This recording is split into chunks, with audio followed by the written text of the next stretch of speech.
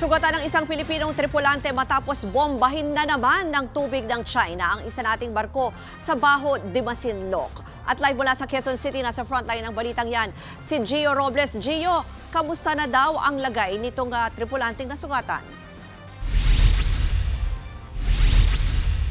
Ruth, nasa mabuting kalagayan na ang Pilipinong nasugatan sa pambobomba ng tubig ng China Coast Guard vessel sa BRP Datu Gumbay Piang ng BIFAR malapit sa Scarborough nitong Martes.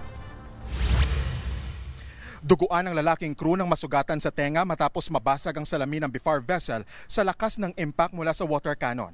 Ayon kay Philippine Coast Guard spokesperson for the West Philippine Sea, Commodore J. Tariela, agad nilapatan ng paunang lunas ang crew ng medical personnel na kasama sa barko. Nauna nang sinabi ng China na iligal na himasok sa Scarborough ang mga barko ng Pilipinas. Sinadya pa raw banggain ng BIFAR vessel ang mga barko nito na mariing pinabulaanan ni Tariela.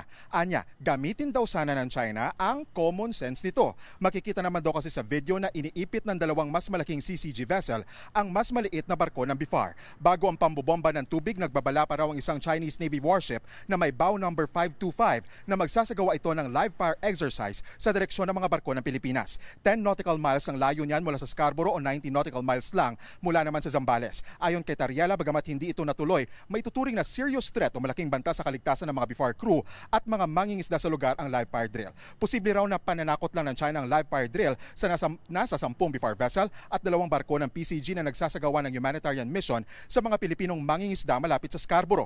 Ito ang unang pagkakataon na nagbabala ang China na magsasagawa ng live fire exercise. Samantala, ibinahagi naman ng ilang mangingisda ang paghabol sa kanila ng mga barko ng CCG. Makikita sa video na sakay ng puting speedboat ang mga Chinese crew habang tinataboy ang mga bangka ng mga mangingisda.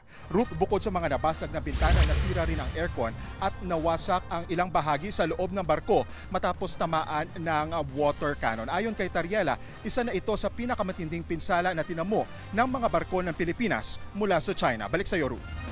Yan po ang Express Report ni Gio Robles mula sa Quezon City.